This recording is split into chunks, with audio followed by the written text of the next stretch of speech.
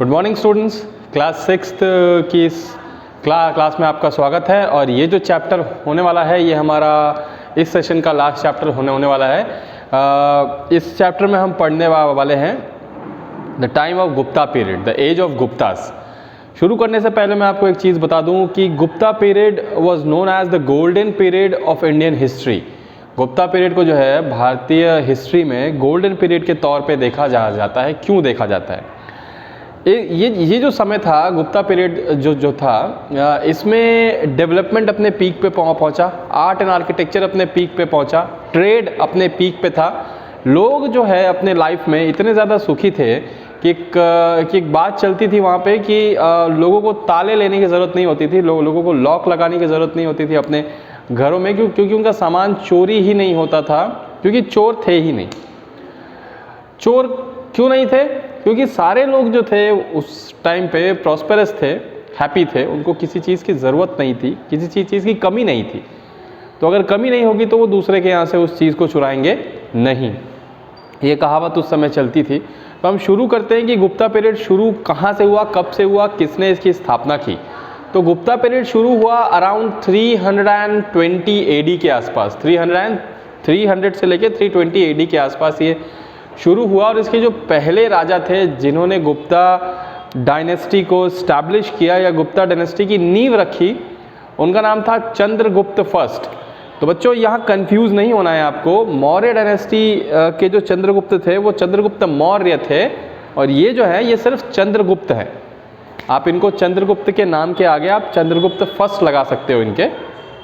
तो चंद्रगुप्त फर्स्ट जो थे वो 320 AD के आसपास इन्होंने गुप्ता पीरियड की नींव रखी, और काफ़ी बेहतरीन शासक थे ये। इन्होंने अपने टाइम पे बहुत जो है इस्टेब्लिश दूर दूर तक अपने गुप्ता डायनेस्टी को किया। लेकिन समझने वाली बात यहाँ ये है कि साउथ की तरफ उन्होंने अपना एक्सटेंड नहीं किया। जो भी उनका एक्सटेंड था, जो भी उनका राज्य की जो भी उनकी बाउंड्रीज थी, वो नॉर्दर्न इंडिया और नॉर्थ वेस्ट, ईस्ट और साउथ की तरफ वो नहीं जाया करते थे। नॉर्दर्न इंडिया और नॉर्थ वेस्ट का जो इलाका था वो गुप्ता डायनेस्टी का जो था वो एरिया था। अच्छा, चंद्रगुप्त फर्स्ट के बाद गद्दी पे बैठे उनके बेटे समुद्रगुप्त। समुद्रगुप्त जो थे वो अपने पिता से 4 कदम आगे थे। कई सारे इतिहासकारों ने समुद्रगुप्त की डिटेलिंग करते हुए लिखा है कि वो न केवल शरीर से, दिमाग से भी बहुत तेज़ थे, बहुत अच्छे म्यूजिशियन भी थे, और शरीर जो था उनका काफ़ी विशाल, काफ़ी बड़ा शरीर उनका हुआ करता था। कई हिस्टोरियंस का तो ये भी मानना है कि उनके हाथ इतने ज़्यादा लंबे थे कि उनके खुद के घुटने तक पहुंचा करते थे उनके हाथ। बिल्कुल देवों की सी आकृति थी उनकी, काफ़ी लंबे वो थे, और इसका प्रभाव जो था उनके दुश्मनों पे भी पड़ा करता था। कहते हैं कि जब वो वॉर में जाते थे तो उनकी प्रेजेंस ही ऑपोजिशन राजाओं के दिलो दिमाग पे भय काबिज करने के लिए काफ़ी होती थी। एक लंबा समय जब तक समुद्रगुप्त गद्दी पे थे तब तक शक और हंस जो थे ये आक्रमणकारी थे, जो नॉर्थ वेस्ट इलाकों से इंडिया पे हमला करते थे।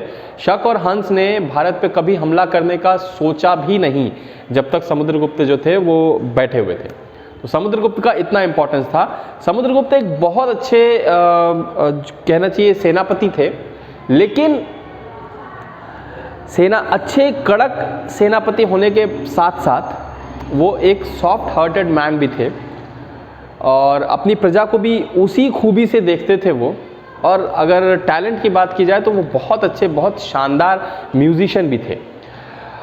समुद्रगुप्त का अगर आपको इतिहास थोड़ा सा देखना है तो समुद्रगुप्त ने कई सारे इंस्क्रिप्शंस लिखवाए हैं अपने। इलाहाबाद में वो इंस्क्रिप्शंस आपको देखने को मिलते हैं, और समुद्रगुप्त को टाइटल दिया गया था महाराजाधिराज का।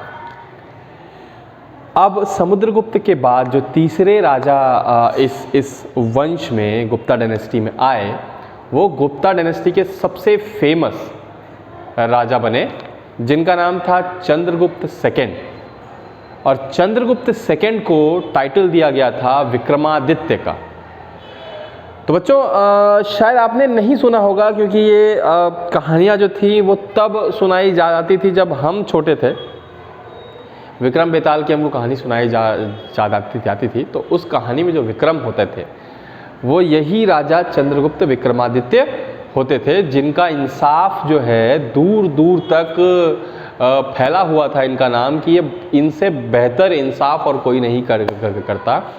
बहुत साहसी राजा थे, बहुत शक्तिशाली राजा थे, बहुत प्रजा प्रेमी राजा थे, प्रजा को बहुत पसंद करते थे अपने, और प्रजा को जो है बहुत अच्छे से रखते थे, और न्याय प्रिय राजा थे। बहुत शानदार इनका जो है न्याय था, जिसके कारण गोल्डन पीरियड, गुप्ता डायनेस्टी को गोल्डन पीरियड बनाने में समुद्रगुप्त जी का हाथ भी बहुत बड़ा था, लेकिन उनसे कहीं आगे उनका बेटा चंद्रगुप्त सेकंड, चंद्रगुप्त विक्रमादित्य जो है वो निकल गए। चंद्रगुप्त फर्स्ट से आगे निकले उनके बेटे समुद्रगुप्त, और समुद्रगुप्त से आगे निकले उनके बेटे चंद्रगुप्त फर्स्ट। तो तीन बड़े राजा जो थे वो गुप्ता डायनेस्टी में हुए, और चंद्रगुप्त सेकंड जो विक्रमादित्य थे उन्होंने अपने काल में भी इलाहाबाद में बहुत सारे इंस्क्रिप्शंस जो है वो लिखवाए रॉक्स पे, वो आज भी मौजूद हैं। न केवल इतना, चंद्रगुप्त विक्रमादित्य ने ऐसे कई सारे काम अपने राज्य में करवाए जिनका आज भी शासन प्रशासन में उपयोग होता है एग्जाम्पल्स की तरह। चंद्रगुप्त विक्रमादित्य के समय जो राज्य को संभालने के लिए, राजकाज चलाने के लिए जो बड़े बड़े विशेषज्ञ थे, उन्होंने जो बुक लिखी, उन बुक्स का इस्तेमाल आज भी कई सारे विद्वान करते हैं, ये मानते हुए कि आज भी उसमें कई सारी ऐसी बातें हैं जिनका उपयोग हो सकता है राजकाज को अच्छे से चलाने के लिए। तो वो उनका जो है स्तर था। इसीलिए क्या कहते हैं कि आर्ट एंड आर्किटेक्चर, कला जो है उस समय अपने पीक पे थी, जनता बहुत खुश थी उस समय।